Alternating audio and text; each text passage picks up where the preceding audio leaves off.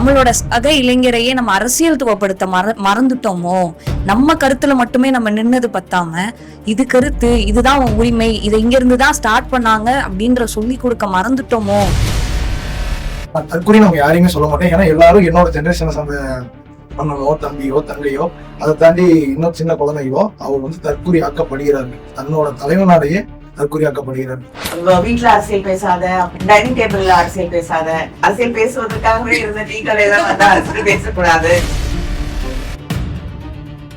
நான் முதல்வன் ஸ்கீம் வந்து ஹிந்தி பெல்ட்ல வந்து விஜய் பண்ணிருக்காருன்னு சொல்லிட்டு ஃபேக் நியூஸ் போகுது. தமிழ்நாட்டு அரசாங்கத்தை பத்தி, இன்னைக்கு இருக்கக்கூடிய ஆட்சியை பத்தி நாடு முழுவதும் பல ஃபேக் நியூஸ், யாருமே வந்து மறுக்காத நியூஸ் ஒவ்வொரு நாளும் நாடு முழுவதும் உலகம் முழுவதும் கூட போயிட்டு இருக்கலாம். தமிழ்நாட்டுல இப்ப முக்கியமா நம்ம பண்ணணும் அப்படின்னா, நம்மளும் நம்மளோட மினிஸ்டர்ஸ் ஸ்லோமோல நீங்க ஒரு உண்மையை தெரிஞ்சுக்கணும் அப்படின்னா வந்து அதுக்கு மெனக்கிடணும். அது ரொம்ப சுலபமா கிடைச்சிடாத ஒரு விஷயம். யார் வந்து ஆட்சியில இருந்தா என்ன, அது என்ன பாதிக்காது, அது என் வாழ்க்கையை பாதிக்காது அப்படின்னு நினைக்கிறவங்க நிறைய பேர் இருக்கிறதா நான் ஃபீல் பண்றேன். எதுக்குமா ஓட்டு போட்டீங்க அப்படின்னா, என் புள்ள சின்ன பிள்ளை, நான் ஏதாவது பண்ணிக்குவேன்னு சொல்லிச்சு, அதனால பயந்து போய் ஓட்டு போட்டேன். கரூர்ல அவர் பேசினதை ஒரு ஸ்கூல் குழந்தைகளுக்கு போட்டு காமிச்சாங்க ப்ரொஜெக்ட்ல. இது தப்பா தப்பு இல்லையா ஒரு கேள்விதான் கேட்டேன். விஜய் அழகா இருக்காருப்பா.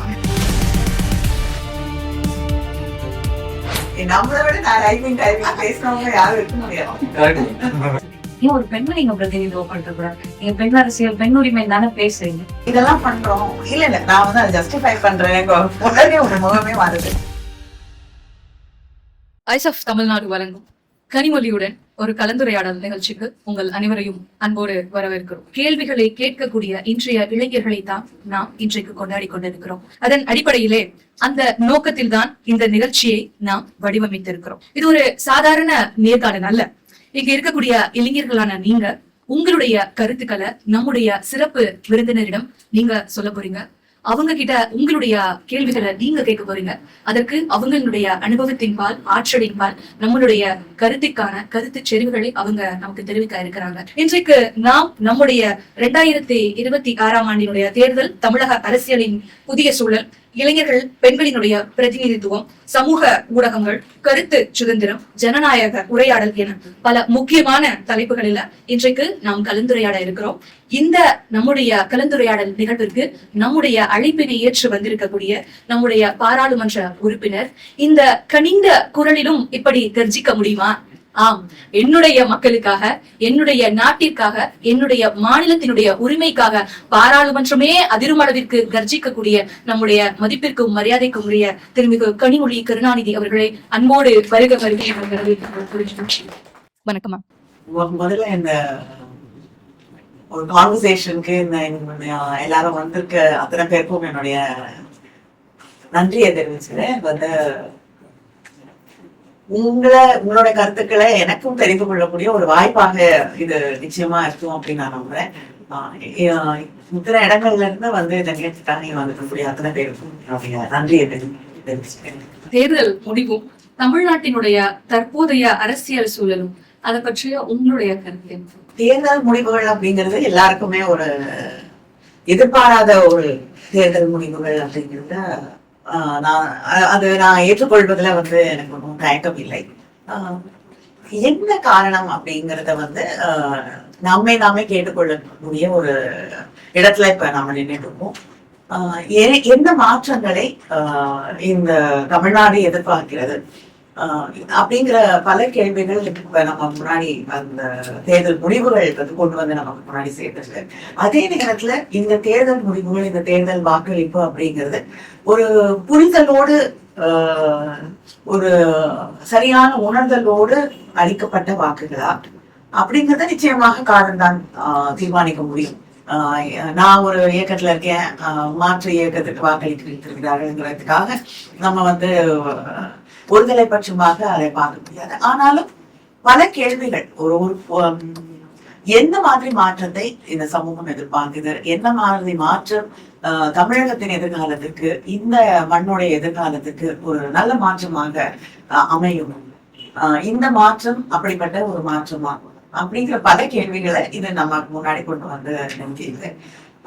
இத பத்தி நம்ம வந்து புரிந்து கொள்ளக்கூடிய ஒரு தருணம், புரிந்து கொள்ள வேண்டிய ஒரு தருணமாக, ஏன்னா நம்ம மனசுல ஒரு தமிழகத்தை கட்டமைத்திருக்கோம். அது வந்து இன்று வேறு ஒரு களத்திலே வேறு ஒரு தேர்வை செய்யக்கூடிய ஒரு தமிழகமாக நாம் இன்னைக்கு அதை பார்த்து கொண்டிருக்கிறோம். அந்த தேர்வு வந்து தனக்கு சரியான ஒரு தேர்வாக இருக்கிறதா? ஏன்னா டெமோக்ரஸில வந்து ஃபைனலா people's verdict is the supreme அப்படிங்கிறதுல எந்த மாற்று கருத்தும் இருக்க முடியாது. ஆனால் அந்த வெர்டிக்ட் வந்து தமிழகத்தை எதை நோக்கி கொண்டு போகுது அப்படிங்கிறத நம்ம வந்து யோசிக்க வேண்டிய ஒரு தருணத்துல. நிச்சயமா, அதாவது மக்கள் என்ன நினைக்கிறாங்க, அவங்களுடைய எதிர்பார்ப்பு என்ன அப்படிங்கிற மக்களுடைய மனசை ஒன்றி நம்ம பயணிக்கணும் அப்படிங்கிற கருத்தை நீங்க தெரிவிச்சிருக்கீங்க. மக்கள் என்ன நினைக்கிறாங்க அப்படிங்கறத தாண்டியும் வந்து மக்கள் எதை நினைக்க வைக்கப்பட்டிருக்கிறார்கள் அப்படிங்கறதையும் நம்ம புரிந்து கொள்ள வேண்டிய ஒரு இடத்துல இருக்கிறோம். நிச்சயமா. நீங்க என்ன நினைக்கிறீங்க? அம்மா வணக்கம். ஆக்சுவலா இப்போ நான் எனக்கு பெரும்பாலும் இருக்கிற கேள்வி என்ன அப்படின்னா, 2026 தேர்தல் இளைஞர்களா நமக்கு என்ன சொல்லி கொடுத்திருக்கு அப்படின்னா, நம்மளோட சக இளைஞரையே நம்ம அரசியல் துவப்படுத்த மறந்துட்டோமோ, நம்ம கருத்துல மட்டுமே நம்ம நின்னது பத்தாம இது கருத்து, இதுதான் உரிமை, இதை இங்க இருந்துதான் ஸ்டார்ட் பண்ணாங்க அப்படின்ற சொல்லி கொடுக்க மறந்துட்டோமோ, அதனாலதான் இப்படிப்பட்ட தேர்தல் ரிசல்ட்டை வந்து நம்ம அனுபவிச்சோம் அப்படின்றது என்னுடைய பார்வையா இருக்கு. இதுல உங்களுடைய கருத்து ஏதாவது இருக்கு? நிச்சயமா வந்து ஏதோ ஒரு இடத்துல வந்து வீட்டுல அரசியல் பேசாத அப்படிங்கிறது சர்வசாதாரணமான ஒரு விஷயம். டைனிங் டேபிள்ல அரசியல் பேசாத, அப்புறம் பள்ளிக்கூடத்துல பேசக்கூடாது, ஒரு டீ அரசியல் பேசுவதற்காகவே இருந்த டீ கடையில வந்து அரசியல் பேசக்கூடாது, ஆமா, அப்புறம் கல்லூரிகள்ல அரசியல் இருக்கக்கூடாது. எல்லா இடத்துல இருந்தும் வந்து கொஞ்சம் கொஞ்சமா நம்ம வந்து அரசியலை வெளியே எடுத்துட்டோம். அப்படி இருக்கிற இடத்துல வந்து ஒரு அரசியல் ஆரோக்கியமான கருத்து பரிமாற்றம், ஒரு விஷயத்த தெரிஞ்சுக்கணும் அப்படிங்கிற ஆர்வம் எதுவுமே இன்னைக்கு வந்து குறைஞ்சிக்கிட்டே வந்து ஒரு விஷயம் வந்து நமக்கு சொல்லப்படுதுன்னா, ஏன்னா சமீபத்துல ஒரு சோசியல் மீடியால பார்த்த ஒரு விஷயம் தான். நீங்கெல்லாம் படிச்சிருப்பீங்க, சேப்பியன்ஸ் படிச்சிருக்கீங்களா? அதோட ரைட்டர் அவர் வந்து ஒரு இன்டர்வியூல சொன்னது, the most expensive thing in this world is truth. நீங்க ஒரு உண்மையை தெரிஞ்சுக்கணும் அப்படின்னா வந்து அதுக்கு மெனக்கிடணும். அது ரொம்ப சுலபமா கிடைச்சிடாத ஒரு விஷயம். அதுக்கான வேலையை நம்ம செய்யணும், அதுக்கான முன்னெடுப்பை எடுக்கணும், அதுக்கான முதலீடுகளை நாம் செய்ய வேண்டும். அது பணம் மட்டும் இல்ல, பல விஷயங்கள்லயும் அதுக்கான முதலீடுகள் இட் டிமாண்ட்ஸ் இட். அதை நாம் இன்னைக்கு செய்ய தயாரா இல்லை. யாராவது ஒரு விஷயத்த வந்து இதுதான் உண்மை அப்படின்னு போடும்பொழுது நம்ம திரும்ப திரும்ப திரும்ப திமுக மேலேயும் எடுத்துக்கோங்க, தலைவர் மேலேயும் பல புனை கதைகளை திரும்ப திரும்ப திரும்ப சொல்லி எது நிஜம் எது பொய் அப்படிங்கிறதே தெரியாத ஒரு இடத்துலதான் இன்னைக்கு இருந்துட்டு இருக்கோம். ஸோ அப்படி வந்து அந்த உண்மைகளை வந்து கொண்டு போய் சேர்க்கறதுக்கோ இல்லைன்னா கண்டெம்பரரி ஹிஸ்டரி, இன்னைக்கு நம்ம எல்லாம் வந்து எல்லா மேடையிலும் நம்ம பேசுவோம். இன்னைக்கு எல்லாரும் வந்து சிலிகான் வேலியில உட்கார்ந்துக்கிட்டு ஜாதி அப்படிங்க ஏன் சர்டிபிகேட் கொடுக்குறாங்க, ஏன் சர்டிபிகேட் காலேஜ்ல கேட்கறாங்க, ஸ்கூல்ல தான் வந்து ஜாதியா ஆரம்பிக்குது, ஜாதி கையில கட்டிட்டு தான் வந்து வராங்க. ஜாதி அப்படிங்கிறது வந்து பல வழிகள்ல அவங்களுக்கு வந்து சேரும் போது, ஆனா கடைசியில ஸ்கூல் சர்ட்ல வந்து ஜாதி சர்டிபிகேட் கேட்கறப்பதான் ஜாதி வருது அப்படிங்கிற திரும்ப திரும்ப இன்னொரு பொய்ய வந்து குழந்தைங்க மனசுல, படிக்கக்கூடிய மாணவர்கள் மனதுல பதிய வைக்கிறாங்க. ஆனா அது ஏன் கேட்கப்படுது அப்படிங்கறத நம்ம வந்து போய் சரியா சொல்றது இல்லை. அது கேட்கப்பட்ட காரணத்தால் இன்னைக்கு வந்து அந்த இடத்துல அந்த கம்ப்யூட்டர் முன்னாடி உட்கார்ந்துக்கிட்டு அதுக்கு எதிரான ஒரு கருத்தை பதிவிடுறோம் இல்லையா? சோ அதுக்கு பின்னணியில இருக்கக்கூடிய பல விஷயங்களை நம்ம சொல்லாமே விட்டுட்டோம். அது நீங்க சொல்ற மாதிரி அரசியல் படுத்துல நம்ம வந்த வழி என்ன அப்படிங்கறத வந்து திரும்ப திரும்ப நம்ம வந்து, ஏன்னா நம்ம எப்படி இருந்தோம், எதை கடந்து வந்திருக்கோம், அதுக்கு என்ன விலை கொடுத்துருக்கோங்கிறது சொல்லும் போதுதான் நமக்கு இன்னைக்கு நம்ம கையில இருக்க விஷயத்தோடைய அது எவ்வளவு முக்கியமான ஒன்று, அதை நம்ம எப்படி பாதுகாப்பா வச்சுக்கணும், எந்த நிமிஷத்துலயும் யார் வேணாலும் அதை தட்டி பறிச்சுட்டு போயிட முடியும் அப்படிங்கிறதையும் நம்ம திரும்ப திரும்ப சொல்றதுக்கு தவறிட்டோம். மேடம், என் பேர் பிரபாகரன். நான் வந்து தஞ்சாவூர்ல இருந்து வரேன். ஸோ இப்போ வந்து என்னோட கேள்வி என்னன்னா, இப்போ அவங்க சொன்னாங்க இல்லையா, நரேஷன் வந்து நம்ம கான்வர்சேஷனா போயிடலாம். ஸோ அவங்க சொன்னாங்க இல்லையா, இப்போ வந்து நரேஷன் தான் வந்து நிக்குது அப்படின்னு சொல்லிட்டு, ஆனா நரேஷன் வந்து இப்பதான் வந்து ஆரம்பிச்சதானா கிடையாது. நம்ம வந்து நரேஷன் வந்து CN அண்ணாதுரை வந்து ஆரம்பிச்சு வச்சது. ஆனா இப்ப அப்படி வந்து பேசக்கூடிய ஒரு நிலைமை இருக்கான்னு கேட்டா எல்லாரும் அவங்கவுங்க பார்க்கணும். எல்லாரும் வந்து போன பேசுறதே கம்மியாகி போச்சு. இதுல வந்து கருத்தா பேசுறது இன்னும் வந்து கம்மியாகி போச்சு. ஸோ இதை பத்தி வந்து உங்களுக்கு என்ன மேடம் அது? ஏன்னா நரேஷன் வந்து அவங்க சொன்னாங்க இப்ப ஆரம்பிச்சது தானே அது. இல்ல நரேஷன் அப்ப நம்மளுடைய கருத்துக்களை சொல்லக்கூடிய ஒரு வழியா வந்து மீடியா, திரைப்படங்களா இருக்கட்டும், நாடகங்களா இருக்கட்டும், பத்திரிகைகளாக இருக்கட்டும், மேடை பேச்சுகள் எல்லாத்தையுமே பயன்படுத்தியிருக்கோம். அதுக்கப்புறம் சோசியல் மீடியா வரும்பொழுது அது வரைக்கும் நம்ம வந்துருக்கோம். ஆனா என்ன ஒரு வித்தியாசம்னா, நம்ம கருத்துக்களை சொல்றதுக்கு பயன்படுத்தி நம்ம நம்பக்கூடிய விஷயங்களை, நம்முடைய வரலாற்று பெருமைகளை, நம்முடைய மொழிய, நம்முடைய அடையாளங்களை, அதன் முக்கியத்துவத்தை இதெல்லாம் சொல்றதுக்காக நம்ம வந்து ஏன்னா சோசியல் ஜஸ்டிஸ் பத்தி பேசுறதுக்கு இதுக்கெல்லாம் நம்ம வந்து ஊடகங்களை நம்ம வந்து எல்லா ஊடகங்களையுமே நம்ம பயன்படுத்திட்டு இருக்கோம்.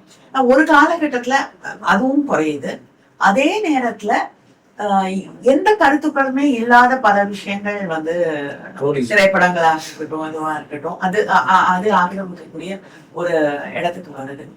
அதை தாண்டி இங்க மட்டும் இல்ல, புனை கதைகளையே வந்து ஒரு ஃபேக்டா வந்து நம்ம இன்னைக்கு வரைக்கும் பார்க்கிறோம். இன்னைக்கு கூட வந்து தொடர்ந்து தமிழ்நாட்டு அரசாங்கத்தை பத்தி, இன்னைக்கு இருக்கக்கூடிய ஆட்சியை பத்தி நாடு முழுவதும் பல ஃபேக் நியூஸ், யாருமே வந்து மறுக்காத நியூஸ் ஒவ்வொரு நாளும் இதெல்லாம் நடக்குமா, நடக்க முடியுமா, வாய்ப்பு இருக்கா அப்படிங்கிற செய்திகள் வந்து நாடு முழுவதும் உலகம் முழுவதும் கூட போயிட்டு இருக்கலாம். அதுதான் பிரச்சனை. வந்து நீங்க ஒரு நான் நம்பக்கூடிய உண்மையை, இருக்கக்கூடிய ஒரு உண்மையை வந்து ஒரு ஊடகத்தின் வழியாக சொல்றது, இல்லாத ஒரு விஷயத்த எதிராளி மேல வந்து நடந்ததா சொல்றதா இருக்குது. அது இன்னைக்கு ஆரம்பிச்சது இல்ல. டெல்லியில இன்னைக்கு ஆட்சியில இருக்கக்கூடியவர்கள் அது தொடர்ந்து அவங்கதான் அது கிட்டத்தட்ட இந்தியா பொறுத்த வரைக்கும் மாஸ்டர்ஸ்னா அவங்களதான் நம்ம சொல்ல முடியும். ஸோ அப்படிப்பட்ட ஒரு மீடியாவை வந்து இன்னைக்கு தன்னுடைய புனைக்கதைகளால் நினைக்கக்கூடிய ஒரு இடத்துல கொண்டு வந்து நிறுத்திட்டாங்க. ஸோ இவங்களும் அதுதான் தொடர்ந்து செஞ்சுட்டு இருக்காங்க அப்படின்னு நான் நினைக்கிறேன். நீங்க என்ன நினைக்கிறீங்க? இப்போ பிரபு பிரசாந்த் நாங்கள் வந்து பல்லாவரத்துலேருந்து வந்துட்டு இருக்கோம். திராவிட மூலமாக தான் இவர் மூலமாக எனக்கு வேலை கிடைச்சிது. சொல்ல போனால் லைக் த்ரூ திராவிட வந்து யூஆர் நாட் காலேஜ் ஃப்ரெண்டு கிடையாது, ஸ்கூல் ஃப்ரெண்டு கிடையாது. திராவிட மூலமாக ட்விட்டரில் பேசி பழகி, அதை விவாதம் பண்ணி, அது மூலமாக இவர் பேசி பழகி, இவர் மூலமாக எனக்கு திராவிடம் தான் எனக்கு வேலை கொடுத்தது. நான் வந்து இவர் மூலமாக தான் ஹைதராபாத்துக்கு போனோம். இந்த மாதிரி அத்தனை சோஷியல் மீடியா பிளாட்ஃபார்ம்ஸ் சம்மந்தப்பட்ட வேலைகள் நாங்கள் பண்ணியிருக்கோம். இப்போ எல்லாரும் இவங்க சொன்னாங்க லைக் இவங்க இந்த மாதிரி இன்ஸ்டாகிராம் மூலமாக நடந்தது, இது மூலமாக நடந்தது, இவங்க ஒரு நரேட்டிவ் சொல்கிறாங்க. இந்த நரேட்டிவ் எப்பவுமே வந்து சக்ஸஸ் ஆகும்னு சொல்ல முடியாது. ஏன்னா நாங்க தங்கி படிச்ச இடத்துல, நாங்க தங்கி வேலை பார்த்த இடத்துல பாத்தீங்கன்னா அப்ப இருந்த ஆளுங்கட்சி, அங்க இருந்த BRS கட்சி வந்து அவங்க full and full social media வந்து இவங்க இப்ப இருந்த இங்க தமிழ்நாடு கவர்மெண்ட்டை விட அவங்க டபுள் மடங்கு பண்ணாங்க. ஆனா தோல்வியை தான் சந்திச்சாங்க. எந்த சோஷியல் மீடியா நரேட்டிவ் செட் பண்ணாத காங்கிரஸ் அங்க ஜெயிச்சிருக்கு. இப்ப அங்க இருக்க சூழ்நிலை வேற, அதை நம்ம பேச தேவை. இது ஒரு அப்சர்வேஷன். இது வந்து சோஷியல் மீடியா மூலமே வந்து கண்டிப்பா உங்களுக்கு அந்த நீங்க உங்களுக்கு தெரிஞ்சிருக்கோங்க என்ன நடந்துட்டு. ஏன் சஜஷன் என்னன்னா, நம்ம கட்சி 75வது வருடம் இருக்கும்போது டிஜிட்டல் டிரைவ் வந்து நம்ம பெரும்பாலும் தமிழ்நாடு முழுக்க வந்து திராவிட முன்னேற்ற கழகத்தோட டிஜிட்டல் டிரைவ் வந்து ரொம்ப வீரியமா இருந்த சமயம். அப்பொழுது எனக்கு என்ன தோன்றது என்றால், இப்பொழுது ஆட்சி முடிகிற சமயத்துல நெருக்கத்துல வந்து அந்த டிஜிட்டல் டிரைவுக்கான டிரைவ் வந்து கொஞ்சம் குறைஞ்சிருக்கா மாதிரி ஒரு சாதா கட்சியின் பற்று உள்ளவருக்கு எனக்கு தோணுது. அது ஏன்னா இப்ப இருக்க ஆளுங்கட்சியோட டிஜிட்டல் டிரைவ் அளவுக்கு நம்மளுக்கு இன்னும் ரீச் ஆகலன்னு ஒரு வகையில என்னோட அப்சர்வேஷன் தான் மேடம். அது ஏன்னா வந்துட்டு ஏன்னா ஒரு ஆளுங்கட்சிக்கான டிஜிட்டல் டிரைவ் வந்து அவங்க வந்து என்ன பண்றாங்கன்னா, நாட் ஓன்லி டிஜிட்டல் டிரைவ், அவங்க வந்து ஒரு மீட்டிங் மாதிரி கூப்பிட்டு அதை உட்கார வச்சு அந்த மாதிரி டிஜிட்டல் டிரைவ் பண்றாங்க. அந்த அளவுக்கு நம்ம கட்சி பண்றதான்னு கேட்டா பண்றது கிடையாது. அது ஒரு அப்சர்வேஷன். அதை நீங்க அனலைஸ் பண்ணலாம். ஆனா என்னோட சஜஷன் என்னன்னா, டிஜிட்டல் டிரைவ் மட்டுமே கான்சன்ட்ரேஷன் பண்றது இல்லாம டிஜிட்டல் டிரைவோட சேர்ந்து பிரெயின் ஸ்டார்மிங் செஷன் வந்து நம்ம பண்ணணும். பிரெயின் ஸ்டார்மிங் வந்து இந்த மாதிரி திமுகவோட இளைஞர் அணி, திமுகவோட மாணவர் அணி மாதிரி ஆட்கள் தான் கூப்பிட்டு அவங்களுக்கு வந்து பிரெயின் ஸ்டார்மிங் பண்ணி நம்மளோட வரலாறு என்ன, நம்ம எப்படி இவ்வளவு தூரம் வந்திருக்கிறோம்னு சொல்லிட்டு அந்த பிரெயின் ஸ்டார்மிங் வந்து ஸ்டூடெண்ட்ஸ் நோக்கி நம்ம பண்ணணும்னு வந்து ஒரு சஜஷன் இருக்கு. அதை வந்து நம்ம வந்து இந்த மாதிரி கலந்துரையாடல் மூலமா தான் அதை நம்ம வந்து பண்ணும் போதுதான் வந்து உங்களுக்கு வந்து ஒரு கருத்து ரீதியாகவும் நம்ம பத்திக்கான உண்மை அறியும் விஷயமாகவும் அது வந்து உங்களுக்கு முழுமையா கொண்டு போய் சேரும். அவங்களே படிச்சு தெரியற விஷயம் வேற. உங்களை மாதிரி சீனியர்ஸ் வந்து எங்களை மாதிரி நாங்க இப்ப ஸ்டூடெண்ட் கிடையாது. ஆனா இப்ப வர ஸ்டூடெண்ட்ஸ் வந்து ஆரம்பமா திமுக நோக்கி வராங்க. இப்ப நடக்கிற நிறைய மீட்டிங் நிறைய இதெல்லாம் பார்க்கும்போது தனிச்சையா இருக்கும்போது அவங்க வந்து திமுக கொள்கையை நோக்கி வராங்க. அது இந்த மாதிரி பிரெயின் லைவ் ஸ்ட்ரீமிங் செஷன் மூலமா பண்ணும்போது அவங்களுக்கு வந்து நம்மளுக்கு தலைமை வந்து நம்மளுக்கு இதெல்லாம் வந்து எடுத்து சொல்றதுக்கு இருக்கு, நம்ம வந்து இதையும் நம்ம முன்னெடுப்பா பண்ணி இன்னும் நம்ம தெரிய வரும்னு நினைக்கிறாங்க. யார் வேணாலும் வந்து சொல்லலாம். இப்ப ஒரு காலகட்டத்துல இப்ப நீங்க வந்து இப்ப அண்ணாவோட பேச்சு கேட்டீங்கன்னா வந்து அவரு ரோமன் எம்பயர் பத்தி பேசுவாரு. உலகத்துல இருக்கக்கூடிய அத்தனை சரித்திர நிகழ்வுகள் இது தலைவரோட நெஞ்சு நீதி படிச்சீங்கன்னா உலகத்துல இருக்கக்கூடிய அத்தனை செய்திகளையும் அதை டிஸ்கஸ் பண்ணுவாங்க. கடிதங்கள் பாத்தீங்கன்னாலும் மேடை பேச்சாளர்களும் வந்து எல்லா விஷயங்களுமே இது மக்களுக்கு புரியுமா வேணுமா அப்படிங்கறதெல்லாம் இல்லாம தனக்கு தெரிந்த ஒரு விஷயத்த, தனக்கு ஆர்வம் இருக்கக்கூடிய விஷயத்த பகிர்ந்து கொள்ளக்கூடிய ஒரு இடமாவும் அந்த மேடை இருந்தது. ஆனா இன்னைக்கு வந்து நம்ம போய் அங்கெல்லாம் உட்கார்ந்து கேட்டு தேடி போய் ஒருத்தர் பேசுறது மட்டும் கேட்கவும் இல்லை. கையில போன் இருக்கு, எல்லா விஷயத்துக்கும் இப்ப ChatGPT-ல இருந்து எல்லாத்துக்கும் தேட 2 minutes நமக்கு ஒரு பதில் கிடைக்காது. கரெக்டா அந்த நேரங்களை தப்பா சொல்லுதுன்னா கூட இருந்தாலுமே வந்து நமக்கு தப்புன்னு தெரியறப்ப திருப்பி வந்து வேற அதுக்கப்புறம் தேடுறோம் இல்லையா? Why is it வந்து நம்ம இன்னைக்கு கையில எல்லா பதிலும் இருக்கு, ஏன் வந்து தேடி போறது? ஆனா அவங்க தேடி வரவங்க நம்ம விடக்கூடாதுன்னு சொல்லுவாங்க. இப்ப நம்ம தேடி வராங்க. நான் அது நீங்க சொல்ற சஜஷன் நான் ஏற்கிறேன். வந்து டெஃபினட்டா ஒரு சந்திச்சு பல விஷயங்களை விவாதிக்கக்கூடிய ஒரு இடம் வந்து உருவாக்கணுங்கிறது நான் அண்டர்ஸ்டாண்ட். பட் அதை தாண்டி இன்னைக்கு இதே வந்து ஒரு பிசிக்கலா கூட நீங்க பண்ண வேண்டியதில்லை. நீங்களே நினைச்சா ஒரு குரூப் ஸ்டார்ட் பண்ணி யூ கேன் ஹேவ் கான்வர்சேஷன். சரி, உலகத்துல வந்து எத்தனையோ இடங்கள்ல இருக்கக்கூடிய ஒரு குடும்பத்துல இருக்கக்கூடியவர்கள் ஒரு வாட்ஸ்அப் குரூப்ல வந்து பல விஷயங்களை டிஸ்கஸ் பண்ணிட்டு இருக்காங்க. ஒரு கல்யாணத்தை கூட வாட்ஸ்அப் வழியாவே டிஸ்கஸ் பண்ணி எங்க வைக்கிறது, என்ன பண்றது, என்னென்ன ஏற்பாடு பண்றதுங்கிறது வந்து கிட்டத்தட்ட they make all decisions. அதை தாண்டி நான் என்ன கேக்குறேன்னா, ஏன் இப்ப உங்களோட ஃப்ரெண்ட்ஸ் இருப்பாங்க, இதெல்லாம் ஏன் வந்து கையில எல்லா விஷயங்களையும் கையில தேடுறாங்க, இருக்க போன்லயோ இதுலயோ, ஏன் வந்து இந்த மாதிரி விஷயங்களை வாட் இஸ் ஸ்டாப்பிங் them? ஏன் அந்த இன்ட்ரெஸ்ட் இல்ல? தேடுதல் கம்மி ஆயிடுச்சுன்னு நினைக்கிறேன் மேடம்.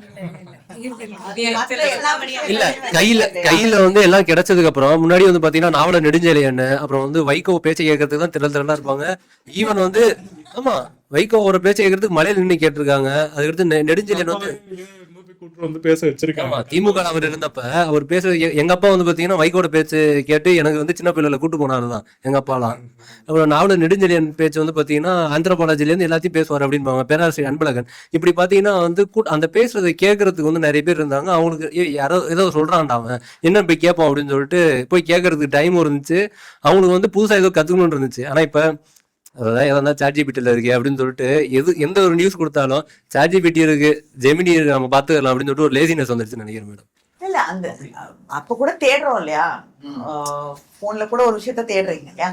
இன்னைக்கு இருக்கக்கூடிய யங்ஸ்டர்ஸ் வந்துட்டு தேடல் அதிகமா இல்லை அப்படின்றத தாண்டி இன்னைக்கு அவங்க சினிமா மோகத்துல அந்த 2 வரி டைலாக் அந்த மாதிரியான ஒரு விஷயங்களை தான் அவங்க அதிகமா அதுல அவங்களோட ஈர்ப்புங்கிறது அதுலதான் இருக்கு. அப்படி இருக்கும்போது இன்னைக்கு யாருமே அந்த அளவுக்கு கருத்துக்களை வந்துட்டு பாக்குறது கிடையாது. அவங்க நார்மலா ஏதோ ஒரு விஷயம் பேசுறாங்க, அவங்க வந்துட்டு என்ன எதிர்பார்க்கறாங்கன்னா நான் நமக்கு பிடிச்ச ஒருத்தவங்க அப்படின்ற ஒரு எண்ணம் மட்டும் தான் அவங்கள்ட்ட இருக்கு. ஒன் டைம் ஒரு ஸ்டேட்டஸ் அப்படின்ற ஒரு தாட்ல மட்டும்தான் அவங்க இப்ப இருக்கக்கூடிய யங்ஸ்டர்ஸ் இருக்காங்கன்னு நினைக்கிறேன். தேடல் வந்து நீங்க சொன்ன மாதிரி தேடல் இருக்குதான். தேடல் எதுல இருக்கு அப்படின்றது நான் 2 விஷயம் பாக்குறேன். ஒன்று வந்து என்டர்டெயின்மெண்ட், அது வந்து எது அவங்கள வந்து மகிழ்விக்குதோ அதுக்கான தேடல் இருக்கு. இன்னொன்று வந்து அவங்க எதுல இன்ட்ரெஸ்டா இருக்காங்களோ, அவங்க ப்ரொஃபஷன் வைஸ் எதுல இன்ட்ரெஸ்டடா இருக்காங்களோ அதை நோக்கியான தேடல் வந்து இருக்கு. இந்த 2 தேடல் வந்து இருக்கிறதா நான் பாக்குறேன். அரசியலை எப்பவுமே வந்து ஒரு ரொம்ப ஸ்ட்ரேஞ்சா பாக்குற ஒரு விஷயம் இருக்கு. ஓட்டு போடுறதை தாண்டி நமக்கும் அரசியலுக்கும் சம்மந்தமே இல்லை. நம்மள யாரு ஆள்றா அப்படின்றதுல எனக்கு பெரிய அக்கறை இல்லை. யாரு ஆள்னா என்ன, யார் வந்து ஆட்சியில இருந்தா என்ன, அது என்ன பாதிக்காது, அது என் வாழ்க்கையை பாதிக்காது அப்படின்னு நினைக்கிறவங்க நிறைய பேர் இருக்கிறதா நான் ஃபீல் பண்றேன். ஸோ ஆட்சியில இருக்கவங்க நம்ம லைஃப்ல ரொம்ப பெரிய கான்ட்ரிபியூஷன் பண்றாங்க அப்படின்ற புரிதல் எப்போ வருதோ அப்போ வந்து அது பத்தியான தேடல் இருக்கும்னு நான் நினைக்கிறேன். இப்போ வந்து நான் வந்து இளம் கழக பேச்சாளராக நம்ம கழகத்துல இருக்கேன். இப்போ நான் போய் நமக்கு தெரிஞ்ச கருத்தை பதிவு பண்றப்பயோ இல்லை இதே மாதிரி ஒரு வாட்ஸ்அப் குரூப் ஸ்டார்ட் பண்றப்பயோ இதைத்தானே நீங்க ரொம்ப வருஷமா சொல்லிட்டு இருக்கீங்க, இதைத்தானே நீங்க ரொம்ப வருஷமா பண்றீங்க, இதெல்லாம் எங்களுக்கே தெரியும். அதாவது நீங்க சொன்னதே திரும்ப திரும்ப திரும்ப வந்து எங்ககிட்ட சொல்லாதீங்க, எங்களுக்கு அது தேவையில்லை, அதுவும் இல்லாம எங்களுக்கு மாற்றம் தேவை அப்படின்னு அவங்க கிட்ட கேட்கிறப்போ நான் எந்த இடத்துல மாற்றம் வேணும்னு கேட்டா அவங்களுக்கு பதில் இல்லை. ஏன் மாற்றம் வேணும், எதற்கு மாற்றம் வேணும், யார்கிட்ட இருந்து மாற்றம் வேணும்னா இந்த கேள்விக்கெல்லாம் பதில் இல்லை. அவங்க சிம்பிளா ஒரே டேர்ம்ஸ் மாற்றம் வேணும். இன்னைக்கு என் ஊர் சைடு, என்னோட மாவட்டம் விருதுநகர் மாவட்டம், அந்த சைட்ல எல்லாம் போய் கேட்டீங்க அப்படின்னா எதுக்குமா ஓட்டு போட்டீங்க அப்படின்னா, என் புள்ள சின்ன பிள்ளை, நான் ஏதாவது பண்ணிக்குவேன்னு சொல்லிச்சு, அதனால பயந்து போய் ஓட்டு போட்டேன்.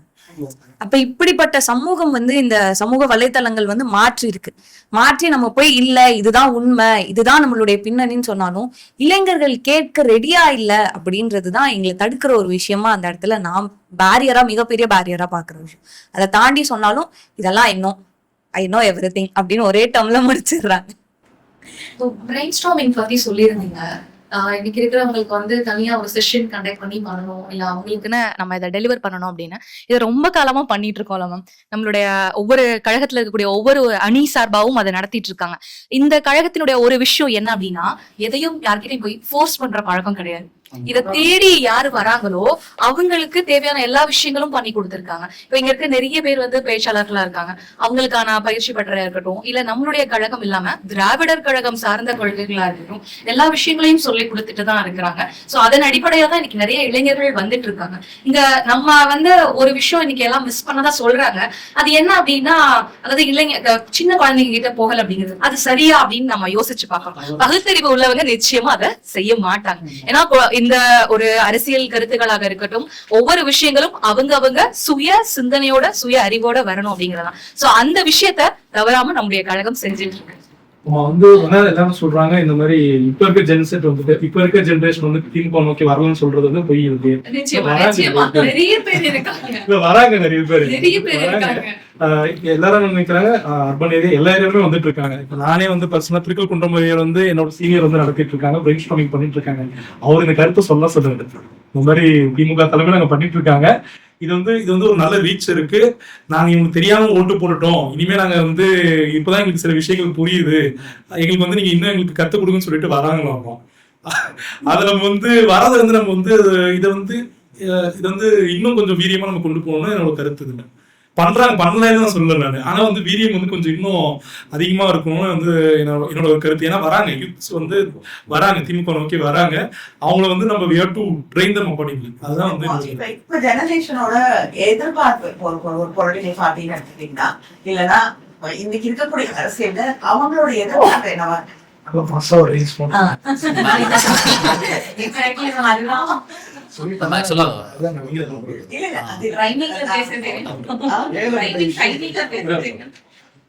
நம்மளை விட டைமிங் பேசுறவங்க யாரும் இருக்க முடியாது.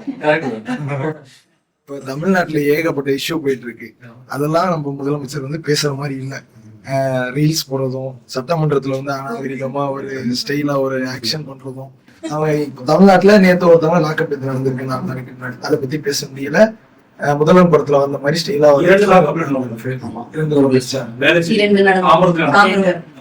இவ்வளவு இஷ்யூ நடந்துட்டு இருக்கு. ஆனா ரீல்ஸ்ல எப்படி வருது அப்படின்னா, சுத்தமா மக்களோட கண்ணை துடைக்கிறாங்க. பட்டு வேஷ்டி பட்டு சட்டை அணிஞ்சிட்டு போனாரு அப்படின்ற அளவு இந்த மீடியாவும் சேர்ந்து நம்மள முடக்குது. நம்மள முடக்கிறத தாண்டி இளைஞர்களையும் முடக்குறாங்க. இளைஞர்கள்ட்ட அரசியல் கொண்டு போய் சேர்க்கவே விடல. அதே போல என்ன பண்றாங்க அப்படின்னா, பொய்ய ஸ்ப்ரெட் பண்றாங்க. அது பேர் எந்த நியூஸ்ன்னு சொல்லலாமா, பாலிமர் நியூஸ் எடுத்துக்காங்க. பயங்கரமா பண்றாங்க. நான் எதிர்பார்க்கவே இல்லை. நான் இத்தனை நாள் இப்படி பண்ணுவாங்க எதிர்பார்க்கல. ஓப்பனாவே நமக்கே தெரிஞ்சிருது, கண்ணெதிர தெரியுது இவங்க டிவிக்கு சப்போர்ட் பண்றாங்க அப்படின்னு. மீடியாவும் துணை போய் இளைஞர்களை கெடுக்குதுன்னு தான் நான் சொல்லுவேன். இது அவங்கள எல்லாரும் நம்ம சொல்றல தற்கொலைன்னு, அவங்க தலைவரை தான் அவங்க தற்கொலைன்னு சொல்லிட்டு இருக்காரு. இது நான் தற்கொலைன்னு அவங்க யாரையுமே சொல்ல மாட்டேன். ஏன்னா எல்லாரும் என்னோட ஜெனரேஷனை சார்ந்த அண்ணனோ தம்பியோ தங்கையோ, அதை தாண்டி இன்னும் சின்ன குழந்தைகளோ அவர் தற்கொலை ஆக்கப்படுகிறார்கள். தன்னோட தலைவனாலேயே தற்கொலை ஆக்கப்படுகிறார்கள். எந்த இடத்துலயுமே அரசியல் பேசப்படலை. இதுதான் உண்மை. இந்த மீடியா கெடுத்துட்டு இருக்கு. தமிழ்நாட்டுல இப்ப முக்கியமா நம்ம பண்ணணும் அப்படின்னா, நம்மளும் நம்மளோட மினிஸ்டர்ஸ் ஸ்லோ மோல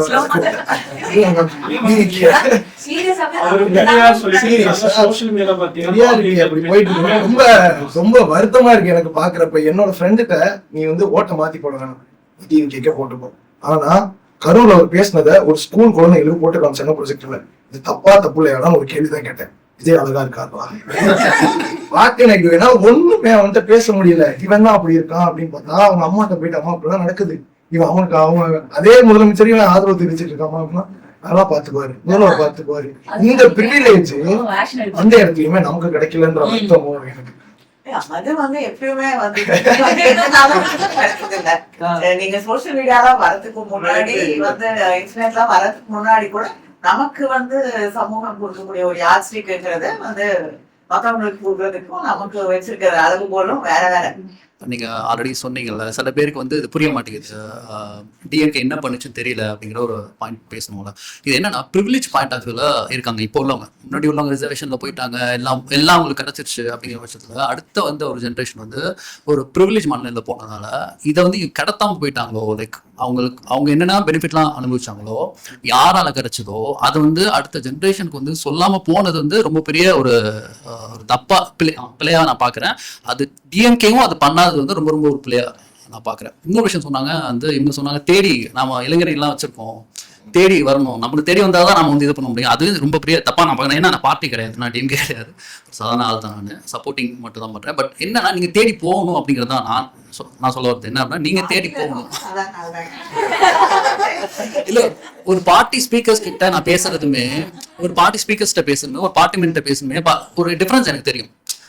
இவங்க வந்து ஒரு பார்ட்டி ஸ்பீக்கர், இவங்க வந்து ஒரு பார்ட்டி மென், ஒரு சாதாரண ஆள் மாதிரி எனக்கு தோணுது இல்லை. ஆக்சுவலா ஏதோ ஒரு டிஃபரன்ஸ் இருந்தது எனக்கு, நான் ஃபீல் பண்ணேன். ஆக்சுவலா நீங்க தேடி போகல அப்படிங்கிறது தான் என்னோட ஒரு பெரிய குற்றச்சாட்டு. நான் நசீர்னா தஞ்சாவூர்லேருந்து வரேன். நாங்கள் என்ன பண்ணோம் அப்படின்னா அதுக்கு தான் ஒரு குரூப் ஒன்று ஆரம்பிச்சு இந்த மாதிரி ஒன்று நாம வந்து தேடி போவோம், நாம ஒன்று பண்ணுவோம் தனியாக ஒரு குரூப். இந்த மாதிரி வந்து இந்த திராவிடியன் பாலிடிக்ஸ் பற்றி பேசுறதுக்கு ஒரு குரூப் ஆரம்பிப்போம்னு சொல்லிட்டு ஒன்று ஸ்டார்ட் பண்ணோம்.